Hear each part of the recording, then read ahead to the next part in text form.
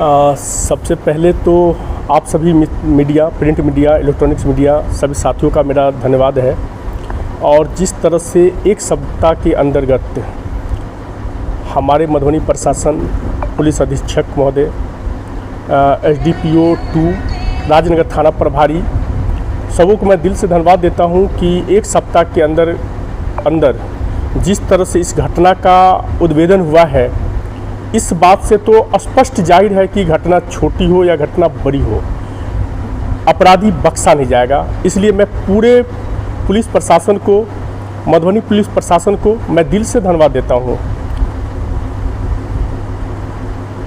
अच्छा, ये एक बात बताइए कि पुलिस ने जो खुलासा किया है उसमें आपके PA मुकेश कुमार का नाम आया है, इस बारे में आप क्या कहना चाहते हैं? देखिए, यहाँ पर बात ये है कि हाँ, पुलिस अधीक्षक के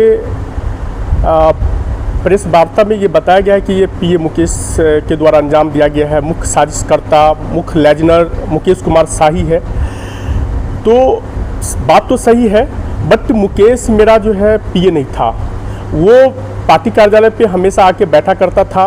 और इस जो रात का जो घटना है, जो ये बड़े लेजनर के रूप में काम किया है, पार्टी ये कार्यालय में क्यों बैठा करता? लगातार हमेशा बैठा करता था। कारण क्या है? देखिए, मैं इस बात को नहीं समझ पा रहा था, लेकिन हमारे सभी यहाँ पर जो भी शुभचिंतक आते थे, जो भी पार्टी के सदस्य आया करते थे और जो भी हमारे कोई स्टाफ आया करते थे, सबको उसने ठगने का, उसको ठगी का शिकार बनाने का वो झांसा देकर काम करते थे। जैसे कई लोगों को उसने सरकारी नौकरी के नाम पे पैसा ठगा भी है। इसमें कई सारे लोग भी हैं। जब किसी को पैसा ठगने का कार्य किया, तो जब कुछ दिन के बाद, महीना, 2 महीना, 4 महीना के बाद वो उसको उस तरह का रिजल्ट नहीं आता है जिसको सरकारी नौकरी के नाम पे पैसा ठगता है, और वहाँ पर वो स्पष्ट उसको सरकारी नौकरी नहीं मिलती है, तो वो कई लोगों ने हमें फ़ोन भी किया कि सर, मुकेश हर वीडियोज़, फोटोज में आपके साथ रहता है, उस प्रभाव में आकर हम उन्हें पैसा दिए हैं। तो हम सीधा उस बात को जानते, मतलब उसको बताते थे कि भैया वो आपका मामला है, आपने हमसे तो पूछ के नहीं दिया, तो आप अपना जान लीजिए। तो ऐसा कई लोगों को ठगने का कार्य किया है। और जिस तरह से अब ये जो खुलासा हुआ है, तो कई सारे स्टाफ जो हमारे हैं, उसमें कई हमारे सदस्यगण भी हैं, लोक जनशक्ति पार्टी रामविलास के सदस्यगण भी हैं। वो लोग बताते थे कि मुकेश हमेशा सरकारी नौकरी के नाम पे हम लोगों को भी बताया करता था कि आपको नौकरी करवा देंगे, आप मुझे 5 लाख रुपया दीजिए, 7 लाख रुपया दीजिए। ऐसा वो ठगी के लिए 24 घंटा हमेशा यहाँ पे बैठा करता था। और मैं प्रशासन से मांग करूँगा कि जिस तरह से उसने लोगों को ठगी बनाया है, और मुझे अब स्पष्ट ये विश्वास हो गया है कि बीते दिन हम पे बार बार हम पे हमला, मतलब घटना होता जा रहा था। जैसे में एक घटना ये भी है कि हम 20 मई को मोतिहारी के कलेक्ट्रेट में एक मेरा मीटिंग था। तो कलेक्ट्रेट में हमें जाना था, और मुकेश के द्वारा दिया गया एक ड्राइवर, जो खजौली मुकेश का घर है और खजौली का वो ड्राइवर था। वो ड्राइवर लगभग ठीक 20-25 दिन पहले ही आया था। उस ड्राइवर को लेके 20 मई को हम मोतिहारी कलेक्ट्रेट के लिए रवाना होते हैं, और मोतिहारी से लगभग 15 किलोमीटर पहले वो ड्राइवर ने गलत रूट में जाकर बहुत जोरदार टक्कर, यानी उस ड्राइवर का इतिहास रहा है कि जब से 25 दिन में जो मेरे पास गाड़ी चलाया था, तो 50 और 60 के स्पीड में ही चलाता था। लेकिन उस दिन गलत रूट में जाके, ड्राइवर अपने रूट में नहीं जाके गलत रूट में जाकर उसने ट्रैक्टर के सामना सामनी लगभग 125 से भी अधिक में जाके टक्कर मारा, जिसके कारण मेरा गाड़ी बुरी तरह से क्षतिग्रस्त हो गया। और गाड़ी बहुत मजबूत थी, इनोवा क्रिस्टा था, जिसके कारण टक्कर के बाद वो पूरा एयर बैग निकल गया और मैं बाल बाल सुरक्षित बचा। मुझे लगता है कि वो भी मुकेश के द्वारा ही लेजनिंग किया गया था, क्योंकि दिया हुआ ड्राइवर भी उसी गांव का था, उसी के द्वारा दिया गया ड्राइवर भी था। तो मुझे कई बार जो हम पे ये घटना हुआ, उसमें कहीं ना कहीं हो सकता है कि मुकेश का एक बड़ा रोल है और रहा होगा, मुझे ये पूर्ण विश्वास है। और मान लेते हैं कि ये जो घटना हुई है 13 तारीख के रात्रि को, तो उसमें भी मुझे रैकिंग किया जा रहा था। मैं बता दूं कि मैं मुजफ्फरपुर से 11 तारीख को लौटा, लगभग 9:30 बजे मैं अपने घर को गया। 9:30 बजे अपने घर को जाते हैं, और जाने के बाद रविंदर का फ़ोन आता है, जो कि सर आपसे बहुत ज़रूरी बात करना है, तो पार्टी कार्यालय पर आइए ना। हम बोले कि रविंदर जी, मैं बहुत थका हुआ हूँ, मैं मुजफ्फरपुर से आया हूँ, इसलिए अब जो भी मीटिंग होगी कल होगी, आज छोड़ दीजिए। तो नहीं सर आप कहाँ हैं? बोले कि हम घर पे आ गए हैं, कपड़ा बदल लिए हैं। तो बोले मुझे कि नहीं सर हम घर पे आ जाते हैं। बोले कि नहीं घर पे नहीं आने की ज़रूरत है, ताला गेट पे मारा गया है, हम ऊपर में है, कुछ काम भी हमको है और हम कपड़ा बदल लिए हैं, इसलिए प्लीज़ सर कल बात करेंगे। चूँकि रविंदर मुकेश के साथ कई बार इस पार्टी कार्यालय में आने का कार्य किया था और उसमें कई नए नए लड़के आते थे, जिसमें मुकेश आया करता था, रविंदर आया करता था और रविंदर के साथ कुछ नए नए कुछ लड़के आया करते थे। और मैं अनभिज्ञ था इस, मतलब क्या बताया जाए। तो उस दिन फ़ोन करने के बाद मैंने उसको पूरा मना कर दिया कि मैं पुनः मना कर दिया कि मैं अभी नहीं आऊँगा, मैं व्यस्त हूँ और मैं किसी कार्य भी कर रहा हूँ, कपड़ा बदल लिया हूँ। उसके बाद सेकंड डे 12 तारीख को लगभग 10 बजे रात में हमारे ड्राइवर को कॉल आता है कि ये आप लोग कहाँ हैं? तो बोला कि जो हम लोग सर को छोड़ के पार्टी कार्यालय पार्टी कार्यालय पे आ गए हैं। तो बोले कि जो सर कहाँ हैं? तो सर घर पे हैं। तो ठीक है हम आते हैं। उसके बाद हमारे एक निजी सहायक जितेंद्र कुमार यादव हैं, जो जितेंद्र कुमार यादव और वो हमारे ड्राइवर से उसने बात किया। उस समय मेरे निजी सहायक जितेंद्र कुमार और हमारा जो ड्राइवर है वो बताया कि एक प्लेटिना पे 3 नए लड़के थे। मतलब मैंने पूछा कि तीनों लड़कों को आप पहचानते? तो मैंने नहीं पहचानता हूँ। और उन लोगों को इम्प्रेस करने लगे कि सर सवेरे चल जाते हैं आजकल घर, तो ऐसा करते हैं कि आप लोग चलिए ना मेला घूम के आते हैं, मेला घूम के आते हैं। उस दिन भी वो लोग बोले नहीं हम नहीं जाएंगे, इसलिए कि हम लोग भी थके हुए हैं और बाहर से आए हैं। तो उस दिन भी वो चला गया। इसके बाद 13 तारीख को हमारा पटना का कोई कार्यक्रम था, पटना में मुझे जाना था और वो पहले से प्रस्तावित था। उसके बाद किसी कारणवश हम उस दिन पटना नहीं जा पाए। तो पूरे दिन लगभग 2 से 3 बार मुकेश इस पार्टी कार्यालय पे मुझे पता लगाने के लिए रैकिंग करता रहा। 3 बार वो आया, सुबह में आया, दोपहर में भी आया। ये इस बात को पता लगाया कि हम पटना हैं या यहाँ हैं। जैसे 1 बार 2 बार हमसे मुलाकात हुई और हमसे कुछ बातचीत भी किया, जो आज बाहर गए नहीं हैं। बोले कि नहीं आज मीटिंग कैंसिल हो गई, आगे हमको जाना पड़ेगा, आगे हम जाएंगे। तो फिर हम बोले कि 10 बजे हमको आज, चूँकि यहाँ पे इंद्र पूजा कमेटी से बात हुई है, 10 बजे हम लोग निकलेंगे, इंद्र पूजा कमेटी में जाएंगे। और ठीक 10 बजे ये बात करके मुकेश जाता है और 9:20 में हम अचानक से फ़ोन आती है कि आप लोग आना चाहते हैं तो आ जाइए। और हम इंद्र पूजा के लिए कुछ सहयोग राशि भी वहाँ देना था, तो उन इंद्र पूजा के लिए हम यहाँ से अपने पूरे टीम के साथ इंद्र पूजा भवन सूर्य स्कूल पर चले गए। और ठीक उसके 10 मिनट के बाद पूरे नकाब पोश होके जो हमारे स्टाफ के द्वारा 12 आपराधिक बताया गया था, उस 12 आपराधिक में वो लोग 16 अपराधी थे। और जैसा कि कुछ हमारे रोड पर जो पड़ोसी हैं, पड़ोसी के द्वारा बताया गया था कि 4 गाड़ी पे 3-3 लोग और 3 गाड़ी पे 2-2 लोग, तो टोटल 16 आपराधिक थे। और 16 आपराधिक में जैसे वो लोग घटना का अंजाम देके गए, तोड़फोड़ करके गए और हम वहाँ पर मिल नहीं पाए। जिस तरह से उसने सर कहाँ है, सर कहाँ है, इस तरह का शब्द का इस्तेमाल किए, तिजोरी का चाबी का है इसका भी इस्तेमाल किए और एक बड़ा घटना हो गया। घटना होने के बाद जैसे पहले भी हम बता चुके हैं कि यहाँ पर बिरजू कुमार पासवान जी हमारे निजी सहायक को फ़ोन करते हैं कि इस तरह का घटना हो गया है। तो हम लोग यहाँ पर जब आते हैं तो पुलिस को फ़ोन करते हैं, पुलिस यहाँ पर आती हैं और आने के बाद हमारे कुछ पड़ोसी लोग भी यहाँ पर आते हैं और पड़ोसी लोग बताते हैं कि एक मोटरसाइकिल हमने उसमें एक बुलेट हमने ऐसा पाया जो बुलेट यहाँ पे अक्सर आया करता था। तो हमारे जो 3 यहाँ पे कर्मी थे, 3 कर्मी जिसको बंधक बनाया गया था, तो उसने भी बताया कि एक ऐसा चेहरा था जैसे हमें मुकेश के तरह लग रहा था, लेकिन वो व्हाइट कपड़ा से मुंह बांधे हुए थे। मतलब कि हमें बाद में बताए, पुलिस के पास वो बताए नहीं।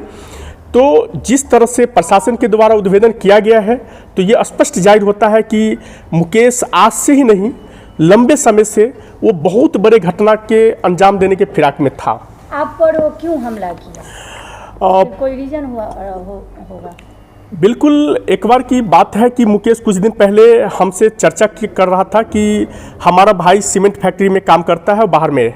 तो हमारे मतलब भाई काम करता है तो वो घर पे खर्चा नहीं देता है, मम्मी पापा को पैसा नहीं भेजता है और उसकी पत्नी भी बहुत बदमाश है। तो हम पापा पूरे परिवार मिलके एक डिसीजन लिए हैं कि जो हम लोगों का सार्वजनिक ज़मीन है, उस ज़मीन को हम लोग बेच देंगे, और बेच देंगे तो मेरे पास काफ़ी बड़े मात्रा में पैसा आ जाएगा और इससे हम बिजनेस स्टार्ट करेंगे। ये ऐसा कई बार बोला। उसके कुछ दिन के बाद ये बोलता है कि गणेश जी, ज़मीन कुछ पैसा, हम अपने नाम से कुछ ज़मीन ले रहे हैं, तो ज़मीन ले रहे हैं तो हमको कुछ पैसा की आवश्यकता है, आप मुझे कुछ पैसा दीजिए और मेरा ज़मीन बिकता है तो मैं पैसा आपको रिटर्न कर दूंगा। मैंने उसको बोला कि नहीं ठीक है, देखते हैं। हमने कई बार टालने का प्रयास किया, लेकिन वो इम्प्रेस हमें इतना कर दिए कि हमने सोचा चलिए, एक कभी कभी आया करता है, तो हमने उसके बातों में आके उसके चिट फंड के प्रभाव में आकर हमने उसे पैसा, ऑनलाइन पैसा यानी बैंक ट्रांसफ़र किया, और उसने ये बोल के हमसे पैसा लिया कि ये पैसा जिससे हम ज़मीन लिखा रहे हैं उसको हम दे रहे हैं, जो मेरे पास ये है, बैंक स्टेटमेंट में आ भी जाएगा और पुलिस को मैं इसका लिखित भी दूंगा। तो वो पैसा हमसे लिए और कई बार और भी पैसा लिए, तो लगभग हम ये मानते हैं कि ऑनलाइन और ऑफलाइन मिला के लगभग वो 20 लाख के करीब हमसे पैसा लिया था। और जब जब हमने उसे पैसा मांगने का प्रयास किए तो मेरे साथ कुछ अनहोनी घटना होना शुरू हो गया था, और उसका एक मकसद रहा होगा कि भाई अगर हम गणेश महाराज को अगर निपटा देते हैं तो मुझे ये पैसा 20 लाख रुपया के करीब जो राशि है वो हमें साधारण नहीं पड़े। ये तो एकदम स्पष्ट लग रहा है, दिख रहा है, और प्रशासन के द्वारा भी, चूँकि प्रशासन का कहना है जो 1 करोड़ रुपया की लूट की योजना थी, प्रशासन अपने तरफ से जब तीनों अपराधी को पकड़ के उनसे पूछताछ की गई है तो 1 करोड़ रुपया आपके कार्यालय पे आने वाला था, जो प्रशासन का कहना है। इस पे आपका क्या कहना है? क्या कि हम कुछ बिजनेस व्यवसायिक भी हैं, बिजनेस भी करते हैं, और बिहार सरकार के द्वारा हम लोग कुछ बिहार सरकार के द्वारा ज़िला में कुछ राशि मुहैया कराया गया था विद्यालयों के लिए, जिसमें हम कुछ कार्य किए थे। उसी संबंधित कुछ पैसा मेरे अकाउंट पे आया भी था, लगभग करोड़ के आसपास में रहा भी होगा, और वो कहीं ना कहीं से ऑफिस के द्वारा मुकेश जानकारी लेता था। चूँकि इस घटना के 2 दिन तक मुकेश का मोबाइल पूर्णतः बंद था, और कई लोगों ने बताया कि इसका मोबाइल बंद था क्योंकि मेरे कई कर्मी और पार्टी कार्यालय से संबंधित जुड़े हुए कई पदाधिकारी को उसने जो चिट फंड किया था, किसी को सरकारी नौकरी के नाम पे पैसा ठगता था, तो वो लोग उनको फ़ोन करते थे, और जब उसका फ़ोन 2 दिन बंद रहा तो वो लोग हमको फ़ोन करते थे, भैया गणेश मुकेश जी का फ़ोन बंद है। तो उस समय कुछ पैसा मेरे अकाउंट पे आया था, वो मुकेश को जानकारी थी। अच्छा, मुकेश मुख्य साजिश करता है जी, और इतने बड़े घटना को अंजाम दिया गया आपको, और आप कह रहे हैं कि मेरा पीए नहीं है, लेकिन लगातार आपकी नज़दीकियाँ बता रही है आपने 20 लाख रुपया भी दिया, और ये जो आपको लोगों से पैसा ठगता है वो भी जानकारी आपकी है, आपके नज़र में है, तो आप उसको क्यों यहाँ पर अपने यहाँ रखे हुए थे? देखिए, जिस तरह से वो मीठा बोलता था और जिस तरह से, चूँकि ये हमेशा मतलब पहले से जो उसका कुछ मतलब एक्टिविटीज़ में जो अंतर हम देख रहे थे, तो कई बार हम यहाँ पर आने से, पार्टी कार्यालय पर आने से, अपने साथ ले जाने से कतरा रहे थे, उसको मना भी करते थे, लेकिन वो एक ढीठ बन के बड़ी निडरता के साथ यहाँ पर आता था, और हमारे सभी कर्मी और यहाँ पर जो भर दिन में कई सैकड़ों हमारे लोक जनशक्ति पार्टी रामविलास के जो पंचायत स्तरीय पदाधिकारी, जिला स्तरीय पदाधिकारी, प्रखंड स्तरीय पदाधिकारी, उसको वो हमेशा ठगने के लिए, झांसा देने के लिए, हमेशा वो अपने तरफ करने के लिए इसका मानसिकता था, और मानसिकता रहने के कारण ये हमेशा आया करता था। मेरे द्वारा लगभग 4 से 5 महीना से उसको बार बार मना भी किया जा रहा था, जो कि आप जो आते हैं तो लोगों से ठगते हैं, इस तरह का मुझे शिकायत भी मिलती है, सैकड़ों कॉल आता है तो आप नहीं आइए, लेकिन फिर भी वो चोरी छुप के हमेशा उसने मतलब आने जाने का कार्य किया है। कई बार तो मुझे ऐसा भी एहसास हुआ है, जिसे अब लोग बता रहे हैं, जब इसका उद्भेदन हुआ है तो कई मेरे ऐसे पार्टी के कार्यकर्ता हैं और कई ऐसे हमारे स्टाफ भी हैं जो बताते हैं कि आपके बारे में सर हमेशा जानकारी लिया करता था। यानी आपका पीए नहीं था, लेकिन कार्यकर्ता के रूप में कार्यकर्ता भी मेरा नहीं था, वो हमेशा लोगों को ठगने के लिए पार्टी कार्यालय पे आके ढीठ बन के काम करते थे। जब मैं कभी उसको मना करने का कार्य किया तो हमारे ही सहयोगी बोलते थे कि सर अभी चुनाव का समय है, छोड़िए ना। घटना के बाद आपसे कोई संपर्क किया? एक बार भी वो संपर्क किया? देखिए, हाँ बिल्कुल, घटना जिस दिन होती है रात को हम लोग पुलिस को यहाँ पर आते हैं, लगभग 10-11 बजे रात्रि को यहाँ पर जैसे ही हम आते हैं, आने के बाद पुलिस को फ़ोन करते हैं और पुलिस के जांच में हम लोग सहयोग करने के लिए पूरे दिन यहाँ पर बैठते हैं। लगभग 4 बजे सुबह तक प्रशासन यहाँ पर, राजनगर थाना यहाँ पे 4 बजे सुबह तक थे। तो उस क्रम में रात्रि को कहीं पर किसी का संवाद नहीं होता है और मुकेश बिना जानकारी का यहाँ पे सीधा यहाँ पर आते हैं और आने के बाद वो हमारे पीछे बैठते हैं। जहाँ जहाँ हम जाते हैं वहाँ ऑन रिकॉर्ड कमरे में वो देखे होंगे, जो कि वो पीछे है और हर बातों को पूरे गहन मंथन से सुन रहा था। दूसरी सबसे बड़ी बात है कि उसका चेहरा उस दिन का जो हम भी देखे और आप लोग भी देखे होंगे, आप लोग भी आए थे और मेरे यहाँ पर जितने भी 10-15 लोग यहाँ पे रहा करते थे, जिसमें कुछ कार्यरत कर्मी थे यहाँ पे जो कार्य कर रहे थे और जो भी हमारे लोक जनशक्ति पार्टी रामविलास के कार्यकर्ता थे, वो सारे लोग ने बताया, आप लोग ने भी देखा होगा कि इसका चेहरा ऐसा लग रहा था जैसे पूरे रात वो सोया नहीं हो और पूरे गहन चिंता में था वो। उसके बाद हम लोगों को वहाँ भी शक हुआ कि भाई वो बिना जानकारी का कैसे आ सकता है। और सबसे दूसरी बात है कि विश्वकर्मा पूजा, उसके बाद हम लोग विश्वकर्मा पूजा स्टार्ट किए। विश्वकर्मा पूजा में उसको हम आमंत्रित नहीं किए थे, तो भी बिना आमंत्रित का वो शाम को आता है और आके खाना खा के चला जाता है। अच्छा, अभी भी मुख्य साजिशकर्ता फरार है और अन्य आरोपी भी फरार है, क्या कहना चाहिए पुलिस? हम प्रशासन पे मुझे पूरा विश्वास है, हमें अपने प्रशासन पे गर्व भी है और मैं प्रशासन से बस यही मांग करूंगा कि दोषी को जल्द से जल्द गिरफ्तारी हो